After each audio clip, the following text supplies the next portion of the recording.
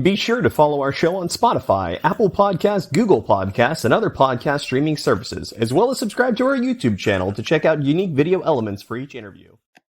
Live from the Slightly Twisted Deck Bar, it's the Poojie Podcast with Justin Lemie. The Poojie Podcast is proudly sponsored by Cimarron Golf Club, located in Jacksonville, Florida, off County Road 210, just west of St. John's Parkway. Excited to have this next guest join the program, the head coach for the Jacksonville Icemen hockey team here in Jacksonville, Florida. Have enjoyed plenty of games over there at the arena, and he is the mastermind behind all of the success that the team has on the ice. So, Coach Jason Christie, thanks for being here. I appreciate you having me on. Thanks. Yeah, of course. So I know you've had a pretty illustrious career within coaching hockey. Take me through a little bit of your playing days. How long did you play, and then how exactly did you get your start in coaching beyond your playing days in hockey? Well, it started there when I was playing. I was a guy that, obviously your dream is playing the NHL. Obviously couldn't make it. I was the type of player that had to pay attention all the time, those details, and, just somewhat stay engaged in the game. And I was fortunate to, with Don Granado to help me get into the coaching side of it. And, 20 years later, here I am. And excited, it's tough time right now during this quarantine. But, Jacksonville is a great city. We got a great ownership. And obviously Bob running the helm there in the office. And, we're looking for exciting things with that AllStar Game coming. Yeah, so the All-Star Game's coming to Jacksonville then. Is it this upcoming 2021 season? Is that what it is? Yeah, it's coming in January, middle of January. Okay. We're hosting the ECHL All-Star Game. So that'll be exciting. Is that the first time in Jacksonville that it'll be here, or? Yeah, from what I know, since we've been here, yes. I think last year was in Wichita, but I think the league's pretty excited to, like I said, obviously Mayor Curry and those guys do a heck of a job there, being able to have stuff there for us in the ViStar Arena. So, we're definitely excited to bring, obviously our league, and it's televised live on national in the NHL channel there. So, it's going to be an exciting time for us. Yeah, and it's great to have hockey back in Jacksonville, and now to get the All-Star Game. It's a pretty big moment, obviously, for the city. So exciting stuff there. I grew up here in town going to the Lizard King games back in the early 2000s, and then briefly with the Jacksonville Barracudas a few years after the Lizard Kings. So when the Icemen moved back to Jacksonville in 2017, it was exciting. Being here in Florida, you don't get to experience too much hockey unless you are in Tampa or down in South Florida with the Panthers. Not too much hockey going on. So you are the winningest coach in ECHL history. So what's it been like for you coaching here in Jacksonville in an environment that isn't a winter environment, more dominated by football and baseball, but still kind of capturing the fan base for hockey here in town? Well, I think it's awesome, and I think that's something that, we're giving the fans, we're giving them that release there in that season that's kind of usually empty for them. Our fan base is unbelievable. Our crowds are exciting. I think that everybody that does show up, they see just the hype. We're family friendly at the end of the day. That's the biggest thing that our league is about, and obviously our ownership and Bob have put together that, you can bring a family at a reasonable cost there. And that's the biggest thing for us, is to go out and play hard for them. And I think we've, done that the last couple of years here. And, we're definitely excited to keep it going for sure. Yeah, and it's always exciting showing up to the games with all that energy, like you mentioned. And obviously being a minor league hockey team, it's important to kind of keep that cost relatively low to make sure that the families can come out with other entertainment options in the area. So always cool to see what the Icemen have going on. I know you guys typically do a lot of custom jerseys throughout the season. What have maybe been some of your favorite jerseys that you've seen the Icemen put on to get on the ice?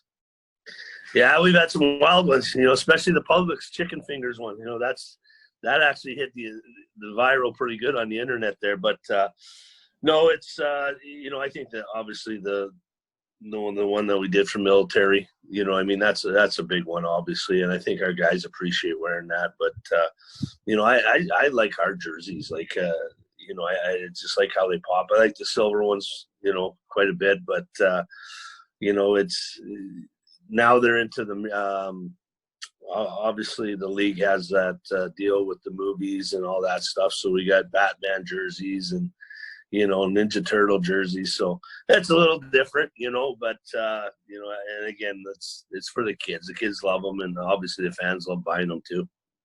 Yeah, it's always cool to see what they're going to skate out with. So it's enjoyable. Like you mentioned, the Batman ones. I know they've done autism awareness, which have been popular ones that I've seen around town and at the games, of course. So I know also there's been a cross brand with the Jacksonville Jumbo Shrimp across the street with the frozen shrimp and some cool little Icemen crossover jerseys there, which has been a cool relationship, I guess, to cultivate between the two teams. So I do want to ask you, I know you're originally from Alberta, so when it comes down to it, the game behind me, obviously the Battle of Alberta between Edmonton and Calgary, who do you stand with in that game, being from Alberta?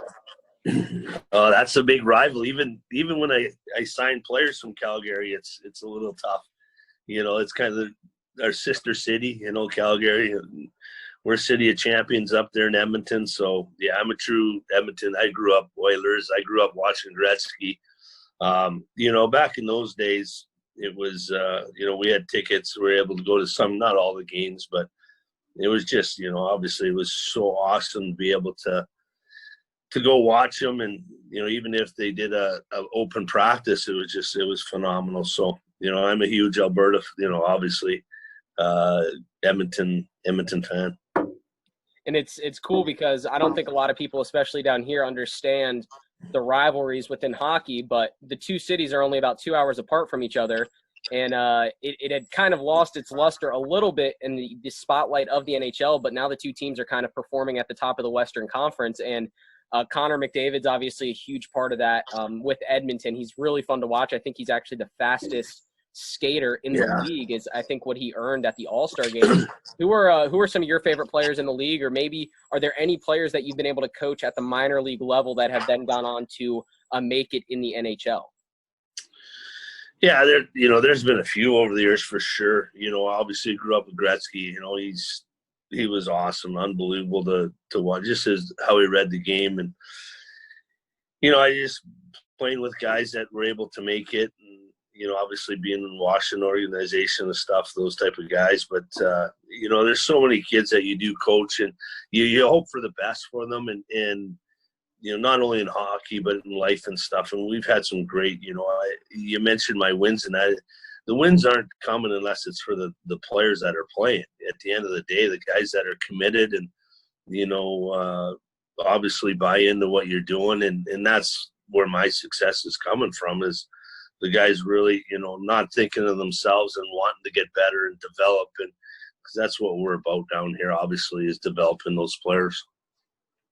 Yeah, it's such a finesse sport too. Like you mentioned, it's all about what the players are able to put together on the ice. And I think, like many sports, but especially in hockey, it does come down to a lot of chemistry. And it's a very fast-moving sport, very physical. You have to be in the right place at the right time. So it definitely takes a team effort. Not only the guys coming off the bench on line changes, but obviously the people on the ice making sure you're in the right place at the right time. But how have you been holding up during this quarantine time? Like you mentioned earlier, have you been here in Jacksonville? Are you able to kind of get some stuff done? Is there any still relationship, I guess, or connection with the players? What's been going on there?